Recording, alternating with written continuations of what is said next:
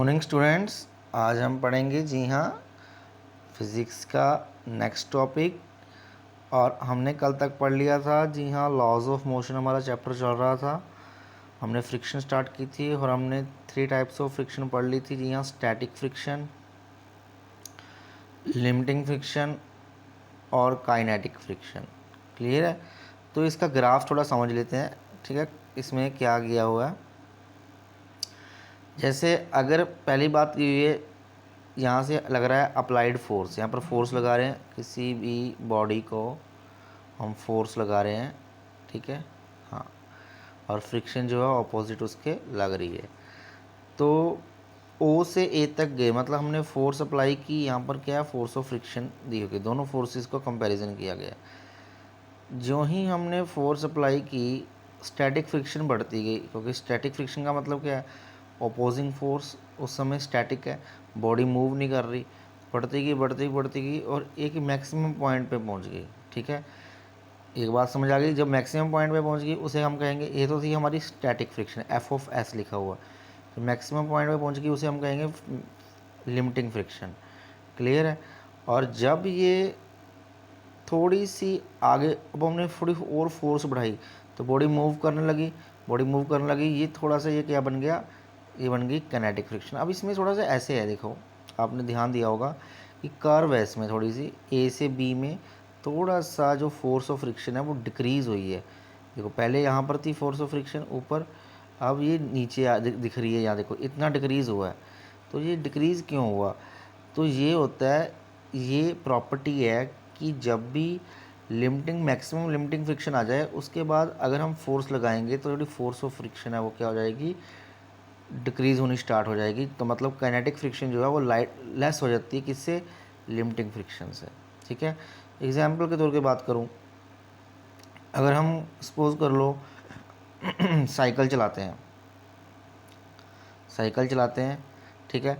Cycle चलाते वक्त जब हम स्टार्ट करने लगते हैं हमें बहुत ज़्यादा फोर्स लगानी पड़ती है, हमें बहुत ज़्यादा फोर्स लगानी पड़ती है। और फोर्स लगाने के बाद साइकिल जो मूव करता है आगे, जब हमें सपोज कर लो जब हम एकदम मोशन में आ जाते हैं तो हमें ज़्यादा फोर्स नहीं लगानी पड़ती। या अगर हम ब्रेक लगाते हैं एकदम, तो ब्रेक लगाने के बाद क्या हो जाएगा, ब्रेक लगाने के बाद फिर हम स्टैटिक फ्रिक्शन पे आ गए, फिर हमें बहुत ज़्यादा फोर्स लगानी पड़ेगी और लिमिटिंग फ्रिक्शन तक जाना पड़ेगा। जो ही हम लिमिटिंग फ्रिक्शन तक पहुंच गए, ठीक है, उसके बाद हमने फोर्स लगाई ज़्यादा, तो वो किस में चेंज होती है, किनेटिक फ्रिक्शन में। तो किनेटिक फ्रिक्शन क्या होती है, कम होती है। इसी कारण जब हम एक बार हमें थोड़ा सा ज़्यादा फोर्स लगानी पड़ती है, एक्स्ट्रा फोर्स लगानी पड़ती है इसको ओवरकम करने के लिए, फिर उसके बाद जो फ्रिक्शन है वो डिक्रीज़ होने स्टार्ट हो जाती है। क्लियर है? तो kinetic friction is less than the static और लिमिटिंग फ्रिक्शन, ये आपको याद रखना है, ठीक है। तो ये देखें, ये देखो ना लिखा हुआ है, this is because once the motion start actually inertia of rest has been overcome. Inertia of rest, आपको इनर्शिया इस वक्त टॉपिक नहीं है तो मैं बताऊंगा। इनर्शिया क्या, किसी की बॉडी की इनएबिलिटी है कि वो चलता है तो चलता रहेगा, रुकता है तो रुका रहेगा। तो इनर्शिया ऑफ जो रेस्ट है उसको हम ओवरकम कर लेते हैं, रेस्ट वाला को ओवरकम कर लेते हैं। When the motion actually start होता है जब, तो जो इरेगुलरिटीज़ होती है उस सरफेस पे वो get lock down again into the irregularities other surface. फटाफट एक दूसरे के इरेगुलरिटीज़ जो हैं दूसरे के इंटरलॉक करने स्टार्ट हो जाती हैं, फिर टूटती हैं, फिर इंटरलॉक होता है, वो स्पीड में हो जाता है। इसी कारण जो किनेटिक फ्रिक्शन है वो कम हो जाती है, ठीक है ना। किससे कम हो जाती है, लिमिटिंग फ्रिक्शन से। ओके, दो तरह की होती है kinetic friction, sliding friction, rolling friction. कुछ नहीं है, जब कोई बॉडी स्लाइड कर रही है किसी दूसरी सरफेस पे, स्लाइड का मतलब समझते हो बिल्कुल, अगर कोई बॉडी ये अगर भी इसको फोर्स लगाऊं तो ये स्लाइड कहेंगे हम, उसका पूरा एरिया उसके दूसरी बॉडी के साथ कॉन्टैक्ट है, तो स्लाइड कर रही है बॉडी उसे कहेंगे स्लाइडिंग फ्रिक्शन, ठीक है। जब लग रही हो, जब वो रोल कर रही हो, मतलब कोई टायर मूव कर रहे हैं, जैसे कोई साइकिल मूव कर रहा है तो रोल कर रहा है कोई बॉडी, ऐसे रोटेट करके वो अपने एक्सिस के द्वारा, ठीक है ना, ऐसे घूम रही हो, तो हम उसे कहेंगे उस समय जो फोर्स फ्रिक्शन लगेगी दैट इज नोन एज कौन सी friction, rolling friction. Okay, clear है? अगर लॉज ऑफ किनेटिक फ्रिक्शन बात कर लेते हैं, same laws of limiting friction के भी होंगे। तो किनेटिक फ्रिक्शन के लॉज क्या है, फोर्स जो होती है ना हमेशा वो नॉर्मल के इक्वल होती है, proportional to normal.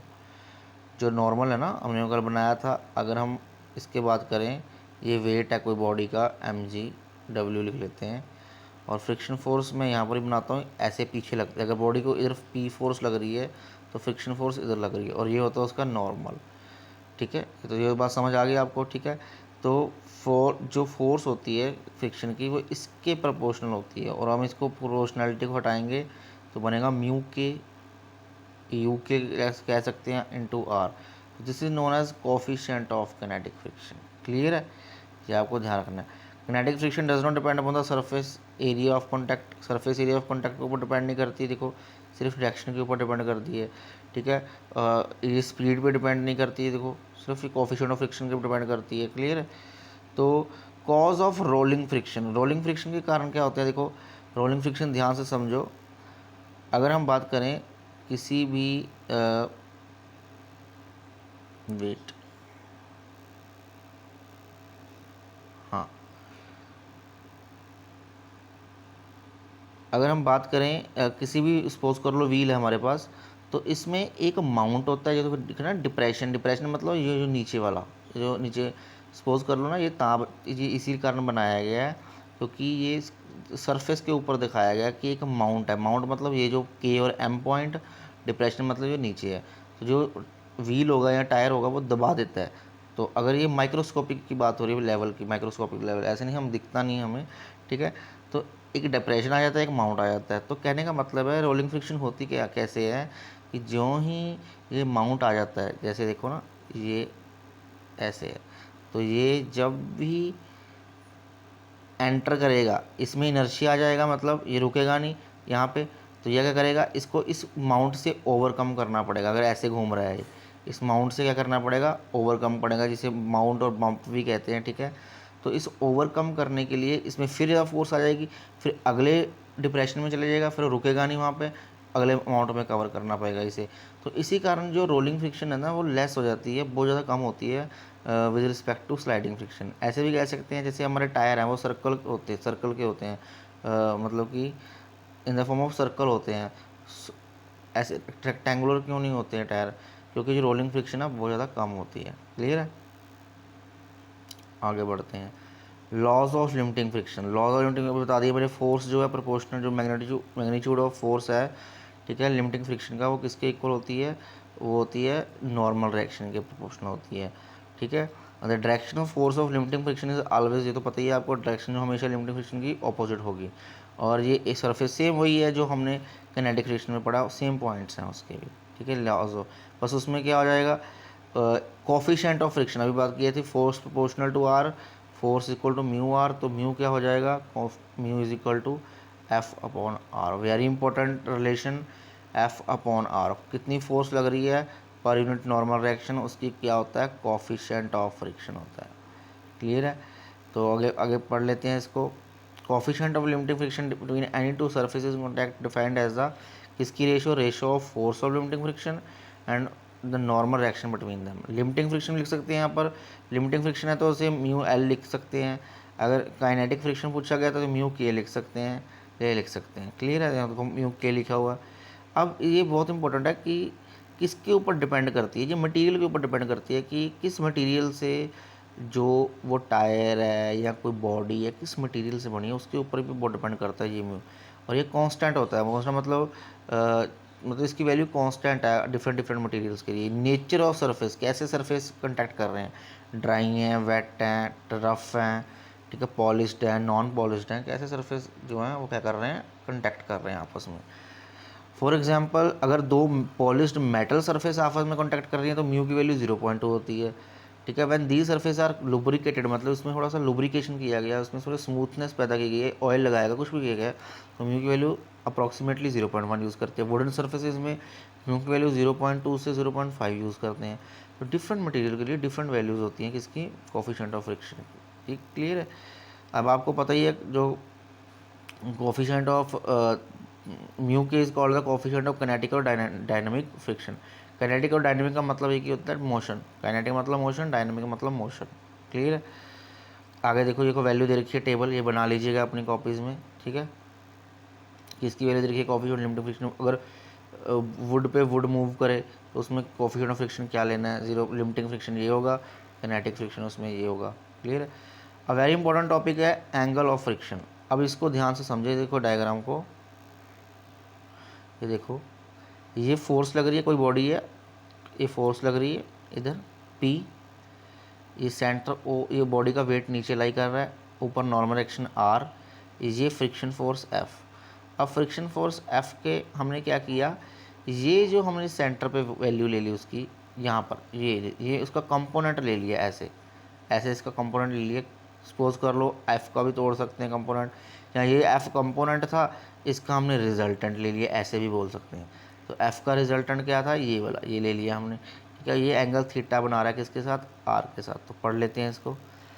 The angle of friction between any two surface in contact is defined as the angle with the resultant of the force of limiting friction and the normal action.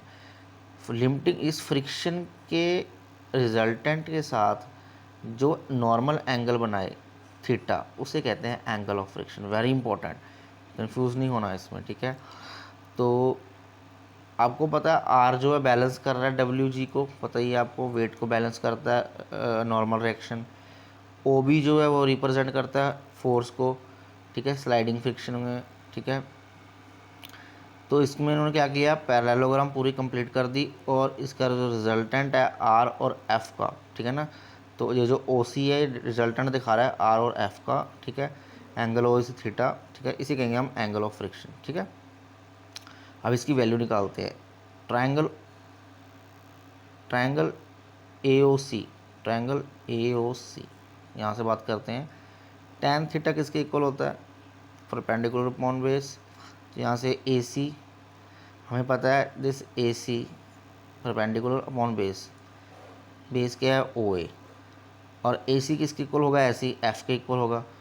ये किसके equal होगा, ओ A R के equal होगा।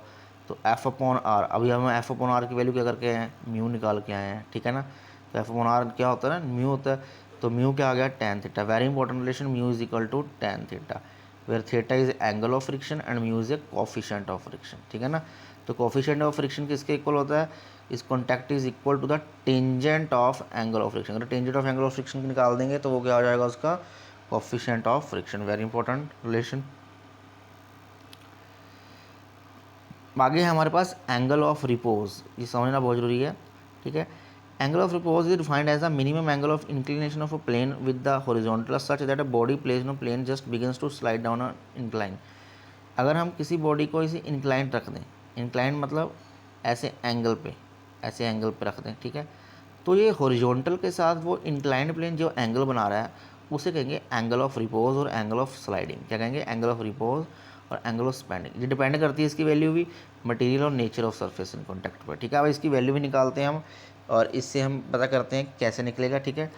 तो ये free body diagram होती है, इसे समझना बहुत ज़रूरी होता है, ठीक है। ध्यान से समझिएगा इसे। बनाते हैं इसे, ये देखिए, यहाँ से समझ लेते हैं इसे, ये देखिए।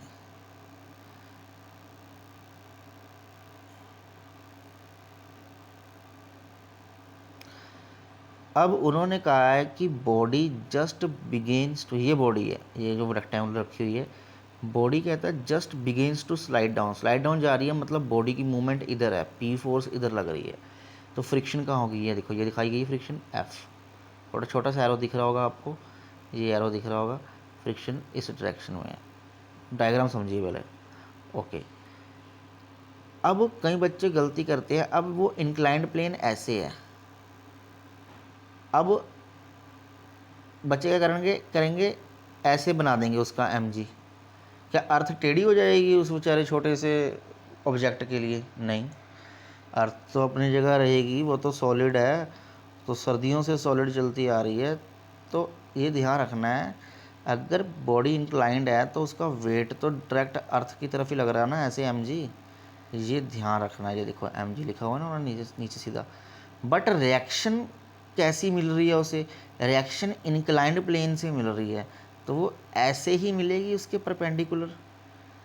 मतलब अगर बॉडी ऐसी होती है तो रिएक्शन ऐसी मिलती है, अगर बॉडी ऐसी होती है तो रिएक्शन ऐसी मिलती है, अगर बॉडी ऐसी होती है तो रिएक्शन ऐसी मिलेगी, अगर बॉडी ऐसे है तो रिएक्शन ऐसे मिलेगी। तो बॉडी थोड़ी सी टिल्टेड है, एंगल पे है, तो रिएक्शन तो ये मिलेगी, तो दैट इज़ आर। ये बात समझ आनी चाहिए बच्चों आपको, ये बात बहुत इंपॉर्टेंट है, ये गलती करते हैं। अब उन्होंने दो कंपोनेंट, अब ये एंगल थीटा है, ये एंगल सॉरी अल्फ़ा मान लिया उन्होंने एंगल ऑफ रिपोज, तो ये एंगल भी अल्फ़ा होगा।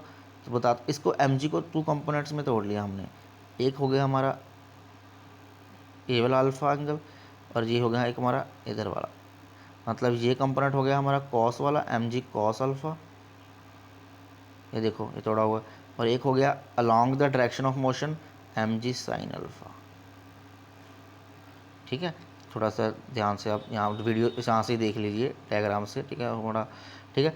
तो mg को हमने रिजॉल्व कर लिया, एक mg कॉज अल्फ़ा और एक mg साइन अल्फ़ा, क्लियर है। और ये जिसके साथ एंगल बन रहा है वो कॉज अल्फ़ा, जिसके साथ बन रहा है वो साइन अल्फ़ा। अब डायग्राम समझ आ गई है, डायग्राम समझ आ गई, बस बात बन गई। तो वेट बॉडी का जो नीचे लाई कर रहा है mg, नॉर्मल एक्शन परपेंडिकुलर है ए बी के, बता दिया मैंने, फोर्स ऑफ फ्रिक्शन ऊपर लग रही है। अब हमें पता है इस F को कौन बैलेंस कर रहा है, इस F को ये इसके ऑपोजिट वाला बैलेंस करता है, एक और ऊपर जा रही है कोई चीज़ उसे नीचे वाला बैलेंस करता है ऐसे। तो F को बैलेंस कर रहा है mg साइन अल्फ़ा, R को बैलेंस कर रहा है कौन सा उसके ऑपोजिट है mg कोस अल्फ़ा, मतलब कि वेट का कंपोनेंट कोस वाला। तो दोनों को डिवाइड कर दिया, F अपॉन R कर दिया, तो F अपॉन R क्या होता है, म्यू होता है। यहाँ से mg cancel, sine alpha by cos alpha क्या होता है, टेन अल्फ़ा। तो क्या होता, क्या बना, mu is equal to tan alpha, very easy. तो अल्फ़ा क्या है, एंगल ऑफ रिपोज है, और म्यू क्या है, कोफिशिएंट ऑफ फ्रिक्शन है। ठीक है, सो अगर हम अप्रॉक्सीमेशन भी लें, भी जो एंगल है बहुत मिनिमम बहुत छोटा है जो अल्फ़ा एंगल, तो हम कह सकते हैं alpha is equal to mu is equal to alpha कह सकते हैं हम। ठीक है, तो अभी पीछे हम रिलेशन पढ़ के आए हैं, mu is equal to tan theta, theta की जगह अल्फ़ा लिख सकते हैं, टेन अल्फ़ा लिख सकते हैं, क्योंकि म्यू की जगह टेन अल्फ़ा लिख सकते हैं। तो tan theta equal to tan alpha, तो theta is equal to alpha, मतलब angle of friction is equal to angle of repose. Clear है, समझ आ गया। हम न्यूमेरिकल कर लेते हैं। A heavy box of 20 kg is placed on a horizontal surface, mass दिया हुआ बॉडी का हॉरिजॉन्टल सरफेस पे पड़ा है। अगर coefficient of connection kinetic friction between box and the horizontal surface इतनी है, म्यू की वैल्यू दे रखी है, मतलब 0.25 कोफिशिएंट ऑफ फ्रिक्शन दे रखा है। तो कैलकुलेट करें फोर्स ऑफ फ्रिक्शन, कैलकुलेट करें किनेटिक फ्रिक्शन, और एक्सेलरेशन कितनी प्रोड्यूस हुई है अगर हम उस पर 98 न्यूटन फोर्स लगा रहे हैं। क्लियर है, तो वैल्यू लिख लेंगे, पहले मास लिख लेंगे, म्यू पता है हमें, फोर्स निकालनी है पी दी हुई है, पी मतलब फ्रिक्शन निकालनी है, पी दी हुई है मतलब अप्लाइड फोर्स दी हुई है, और एक्सेलरेशन निकालना, दो चीज़ें निकालनी है। फोर्स कहाँ से निकलेगी, म्यू इज इक्वल टू भी पढ़ा है हमने, F is equal to mu R. ठीक है, F is equal to mu R, और आर किसके इक्वल होता है, मास इनटू। अब देखो ये ध्यान रखना है, यहाँ पर क्या किया है, आर की वैल्यू क्या पुट की है हमने एम जी, क्योंकि रिएक्शन हमेशा किसको बैलेंस करती है, ये हॉरिजॉन्टल सरफेस है ऐसे, तो रिएक्शन किसको बैलेंस करती है, एम जी को। ठीक है ना, तो आर की वैल्यू हम एम जी लिख सकते हैं ना, R is equal to m g. ठीक है ना, तो वही लिखा उन्होंने, आर की वैल्यू एम जी, जी की वैल्यू 9.8 लेनी है, एम दिया हुआ है, म्यू की वैल्यू दी हुई है, यहाँ से फोर्स निकल गई। अब एक्सेलरेशन कितनी प्रोड्यूस हुई है उसमें। ठीक है, अब यहाँ पर फोर्स लग रही है पी, ये ध्यान समझिए, उस बॉडी पे फोर्स लग रही है पी, कितनी लग रही है 98 न्यूटन। फोर्स ऑफ फ्रिक्शन कितनी लग रही है ऑपोजिट, वो लग रही है 49। तो नेट फोर्स कितनी होगी, नेट फोर्स पर था ना ऑपोजिट 180 एंगल पे लग रही हैं। तो वेक्टर्स याद है ना, वेक्टर्स में करते थे ए माइनस बी करते थे, तो वही किया उन्होंने, इसमें से ये माइनस कर दिया 49 न्यूटन। एक्सेलरेशन क्या होता है, force equal to m a होता है, एक्सेलरेशन क्या हो जाएगा, फोर्स पर न्यूटन मास, वैल्यू पुट करें, आंसर। समझ आया कि नहीं आया। तो ऐसे न्यूमेरिकल प्रैक्टिस करें और भी इसके सारे। तो आज न्यूमेरिकल्स मुझे सबमिट कराएं होमवर्क में, इसके सारे न्यूमेरिकल जितने भी आपको मिलेंगे। ठीक है, थैंक यू।